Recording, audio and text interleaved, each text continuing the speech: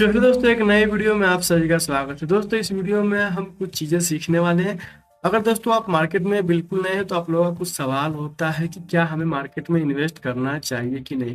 अभी मार्केट यहाँ पे फिलहाल आपको फॉल करता हुआ दिख रहा है, तो बहुत सारे लोगों का सवाल होता है कि हमें कहाँ पे इन्वेस्ट करना चाहिए जहाँ पे हम सेफ रह सके। सेफ रहने का मतलब है कि वहाँ पे लो रिस्क हो और लो रिटर्न हो तो भी चलेगा।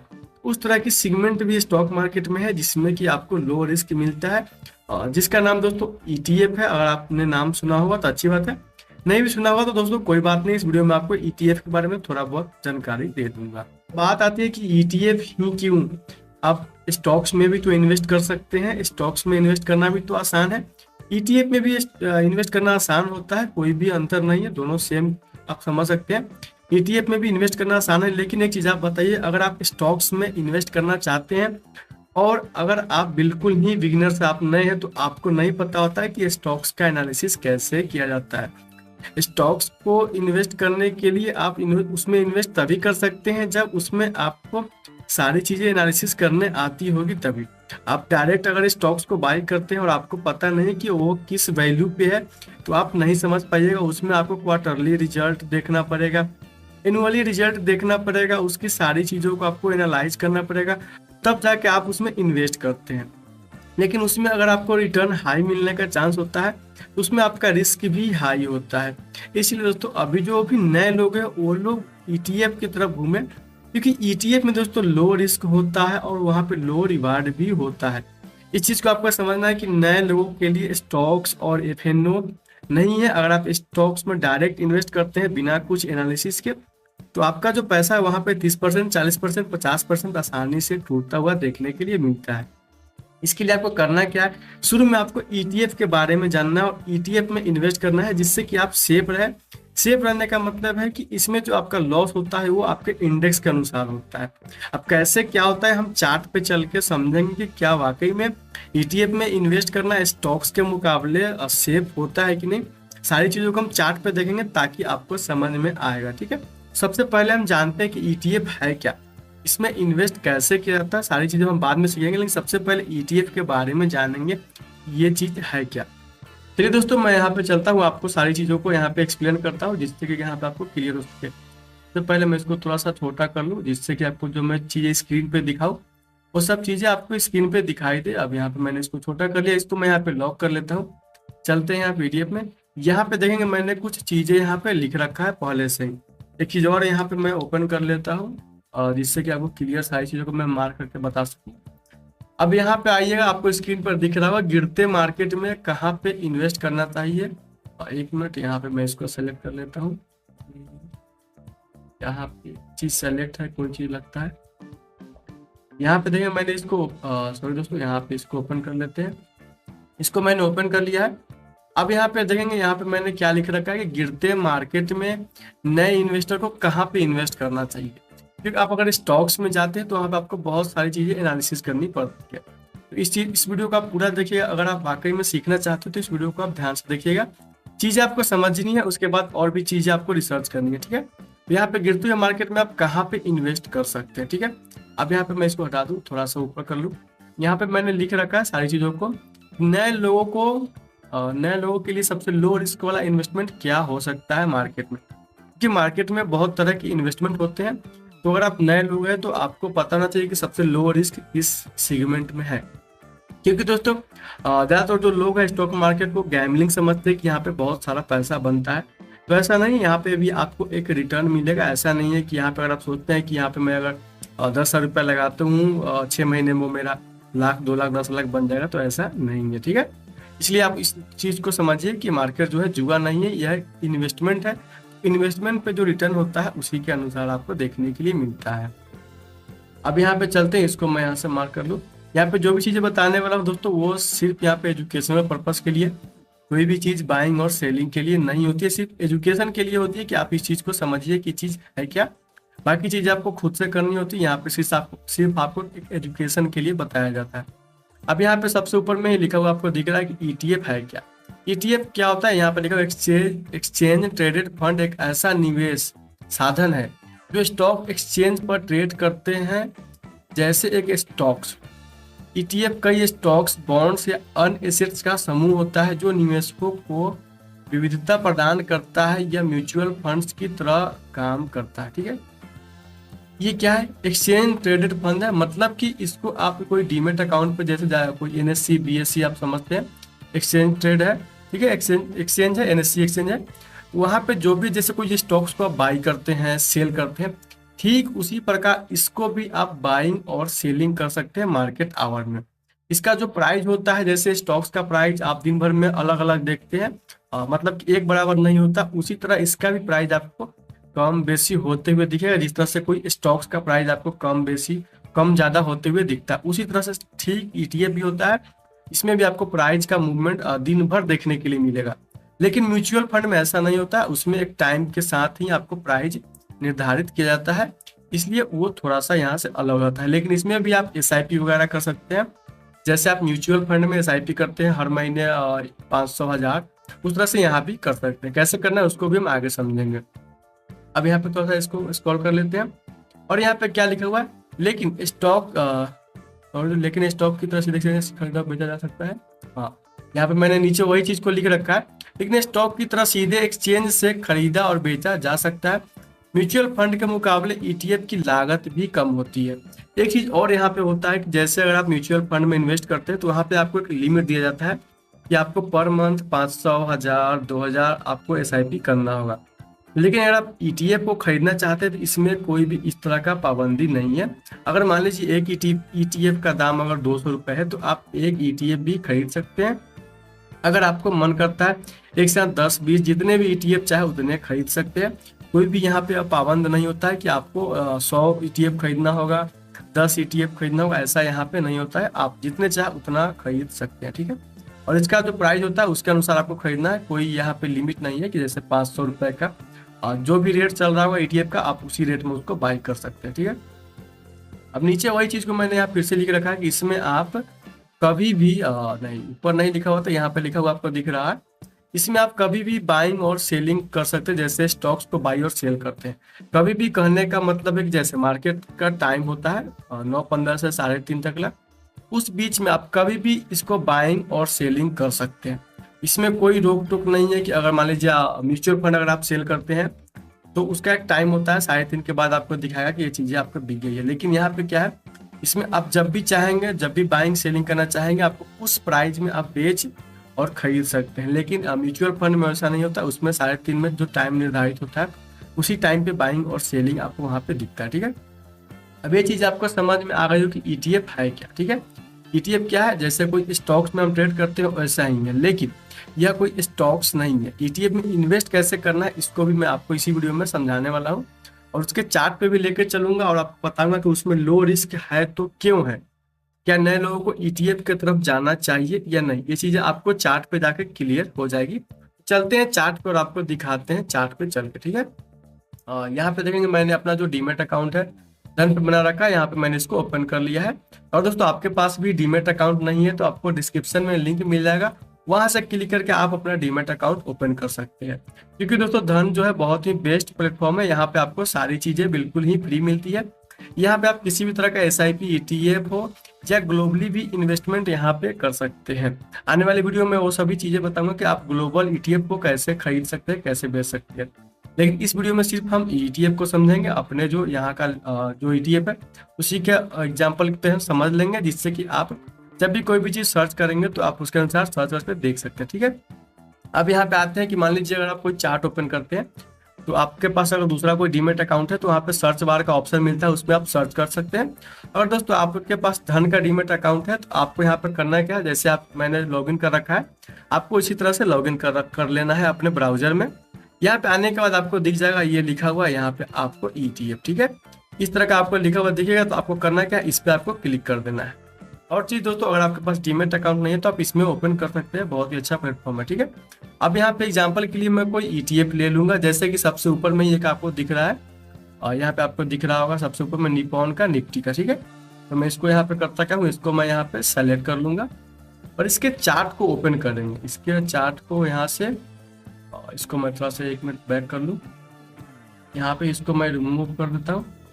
फिर से इस पर क्लिक करेंगे, इसके चार्ट को यहाँ पे देखेंगे, ट्रेडिंग व्यू लिखा हुआ है, इस पर क्लिक करके आप ओपन कर लेंगे। चार्ट वगैरह जो भी चीज़ है बिल्कुल फ्री आप यूज कर सकते हैं, कोई भी यहाँ पे पाबंदी नहीं होता है, ठीक है। अगर आपको ETF सर्च करना है तो यहाँ पे आप लिख सकते हैं, जैसे कि निफ्टी 50, ठीक, बीज लिखेंगे, यहाँ पे आ गया सबसे ऊपर में, यहाँ पे भी क्लिक करके इस तरह से हम उसको ओपन कर सकते हैं। सर्च वाला जो सेक्शन है सभी डीमेट अकाउंट में मिलता है, आपके पास जो भी डीमेट अकाउंट है इसमें क्लिक करके आप सर्च करके और उसके चार्ट को ओपन कर सकते हैं, ठीक है। अब यहाँ पे देखिएगा आपको एक चार्ट यहाँ पे ओपन हो गया, इसको मैं फुल कर लेता हूँ। यहाँ पे जो इस तरह से मैं चार्ट को ओपन कर लूंगा, यहाँ पे इसको कैंडल का जो था यहाँ पे कैंडल लगा लिया हूँ। अब देखेंगे ये ओपन हो गया, यहाँ पे देखेंगे ये भी ये जो इसमें लिक्विडिटी नहीं है तो इसको मैं यहाँ पे करता हूँ इग्नोर, ठीक है। ये निफ्टी 50 का ETF यहाँ पे आपको दिख रहा है, यहाँ पे लिखा हुआ आपको दिख रहा निप्पॉन निफ्टी 50 ETF, ठीक है। अब यहाँ पे क्या है, इसको अगर आप देखेंगे तो यहाँ पे एक चीज आपको समझ में आएगा, इसको मैं सेलेक्ट कर लेता हूँ। इसको अगर देखेंगे टाइम फ्रेम इसका अगर मैं चेंज करूँ, जैसे कि इसका टाइम फ्रेम करता हूँ 1 डे टाइम फ्रेम पे, ठीक है, क्योंकि अगर थोड़ा टाइम फ्रेम पे रखेंगे तो आपको चीजें समझ में नहीं आएगी। यहाँ पे देखेंगे मैंने 1 घंटे का टाइम फ्रेम लगा रखा, ठीक है।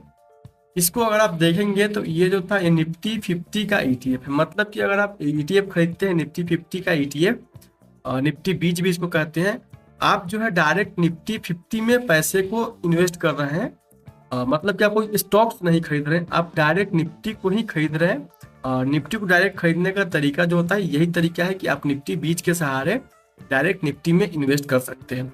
अब यहाँ पे चीज देखेंगे, एक चीज आपको दिख जाएगा क्या अंतर है कि नहीं, कुछ चीजें जैसे कि अगर आप मान लीजिए निफ्टी का बीज खरीदते हैं, निफ्टी बीज खरीदते हैं अगर निफ्टी 50 का, इसका जो रिटर्न होता है, ठीक है, आपको जो रिटर्न मिलेगा इसमें बिल्कुल ही निफ्टी 50 के जैसा मिलेगा। उसके जैसा मिलेगा कि नहीं इसको आप चार्ट पे आपको समझ में आ जाएगा, मैं जब इसको मार्क करूंगा तो यहाँ पे आपको सारी चीजें क्लियर हो जाएगी। अगर इसको आप ऊपर से देखेंगे, जिस दिन से जो निफ्टी 50 आपको फॉल करता हुआ दिख रहा है, तो हम इसको भी जरा चेक करेंगे कि किस दिन से फॉल कर रहा है। यहाँ पे देखेंगे 30 सितंबर लिखा हुआ, 1 अक्टूबर से आपको जो है ये निफ्टी बीज जो है यहाँ से फॉल करना शुरू हुआ था, जिस दिन से निफ्टी 50 गिर रहा है। तो इसको अगर मार्क करेंगे यहाँ पे, यहाँ से हाई से देखेंगे तो आपको कितना गिरा हुआ दिख रहा है, 15%, ठीक है। अब इसके बगल में हम चार्ट लगाते हैं, यहाँ पे चार्ट लगा लिए, ये निफ्टी 50 का चार्ट यहाँ पे आ गया है। अब जरा इसको अगर हम 1 डे के टाइम फ्रेम पे कर ले एक बार, ये रहा, ठीक है। अब इसको हम देखेंगे, इसमें जो चीजें आपको दिख रही है बहुत सारे मार्क वगैरह है, तो इन सब चीजों पर आपको ध्यान नहीं देना है, ये सब चीजें सपोर्ट और रेजिस्टेंस की वजह से यहाँ पे आपको दिख रहा है। इसको अगर कैंडल लगा ले, यहाँ पे कैंडल मार्क कर ले, यहाँ पे देखें कैंडल्स, इसको थोड़ा सा छोटा कर लेते हैं। यहाँ पे मैं एक चीज देखता हूँ, यहाँ पे करता क्या हूँ, थोड़ा सा यहाँ पे देखेंगे मैंने चार्ट पे सारी चीजों को हाइड कर लिया है जिससे कि आपको क्लियर दिख सके, ठीक है। अब यहाँ पे देखेंगे किस दिन से निफ्टी गिरा था, 27 सितंबर 28, ठीक है, मतलब कि लगभग सेम है। यहाँ पे देखेंगे तो ये हो गया हमारा 27 सितंबर, ये 28, ठीक है, 28-30 था, बंद था एक दिन मार्केट। अब यहाँ से देखेंगे पूरा मार्क करके आपको दिख रहा होगा ये लगभग एक मिनट यहाँ पे जो है ये वाला मार्क करना है, ठीक है। इसको थोड़ा सा ऊपर कर लेते हैं, यहाँ पे दिखाते हैं, थोड़ा सा डिस्प्ले की वजह से आपको इस तरह से दिख रहा होगा, लगभग 15.65, मतलब कि एकदम सेम चल रहा है दोनों। जो भी निफ्टी 50 जो भी रिटर्न देता है सेम आपको रिटर्न जो है उसका निफ्टी बीज का रिटर्न जो है एकदम सेम होगा, कोई भी अंतर नहीं है। मतलब कि अगर आप जैसे कि यहाँ पे ध्यान देंगे तो ये 22,000 पे चल रहा है, तो यहाँ पे ये 22,000 पे आपको नहीं खरीदना है, ये आपको 248 रुपये इसका जो रेट चल रहा है उसके अनुसार मिलेगा, ठीक है। ऐसा नहीं कि आपको एक ETF खरीदने के लिए 22,000 रुपये चाहिए, ऐसा नहीं है। निफ्टी 50 का आपको खरीदना है अगर ETF तो आपको 250 के आसपास चल रहा है, तो ये दाम देना होगा, ठीक है। इसमें क्या है, आपको सेम रिटर्न मिलेगा। अब एक चीज आप बताइए कि इसमें आपको क्या लग रहा है कि इसमें आपको हाई रिस्क है? हाई रिस्क क्यों नहीं है? क्योंकि निफ्टी 50 जीरो हो सकता है कि नहीं, ये चीज आप कमेंट सेक्शन में खुद बताइए। क्या निफ्टी 50 आने वाले समय में जीरो हो सकता है?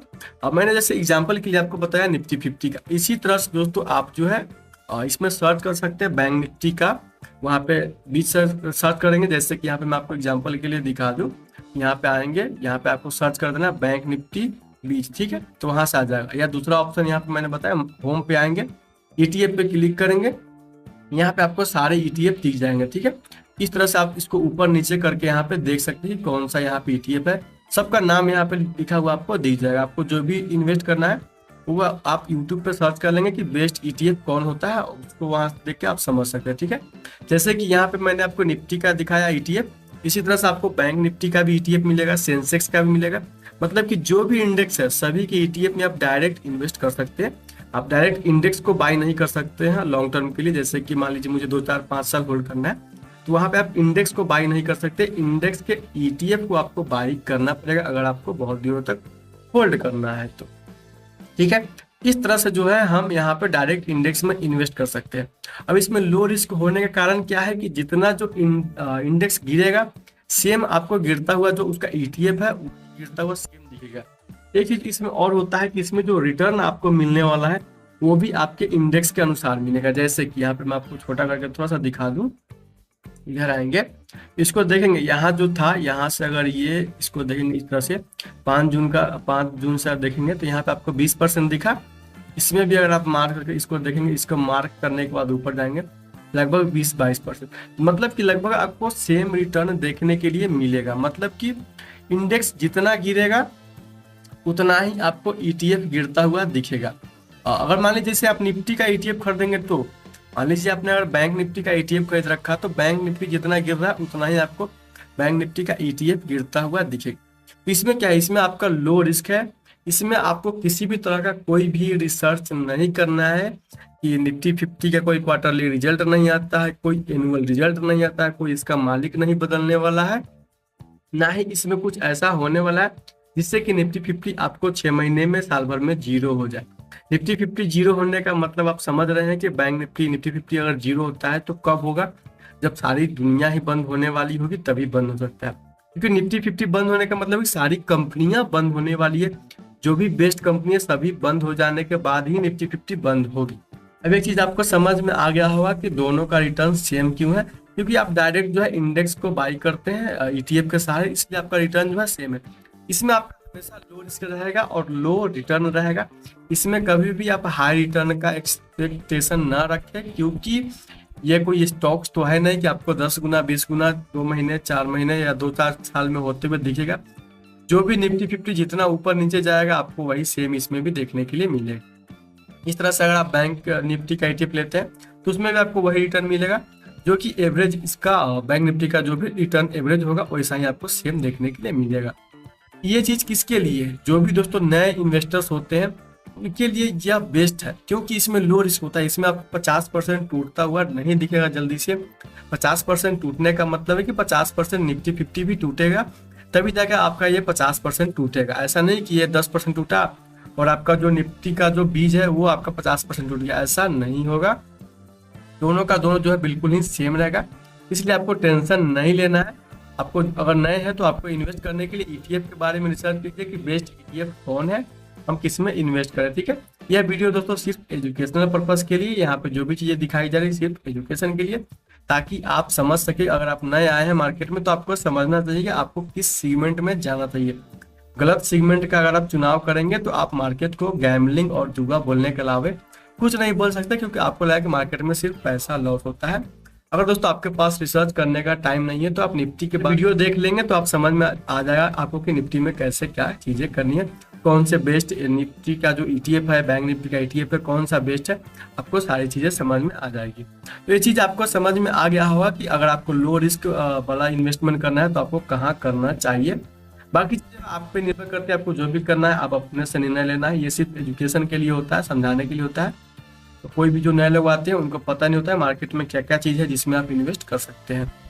इसमें एक चीज़ और आती है, मैंने तो आपको जो ETF बताया वो सिर्फ आपको इंडियन बताया, इसके अलावा आप ग्लोबल भी इन्वेस्ट कर सकते हैं। जैसे कि यहाँ पे जैसे ही अगर आपने धन में चार्ट पे अगर आपने धन में दोस्तों अपना डीमेट अकाउंट ओपन कर रखा है तो इसमें आपको ग्लोबल भी आपको इन्वेस्ट करने का मौका मिलेगा।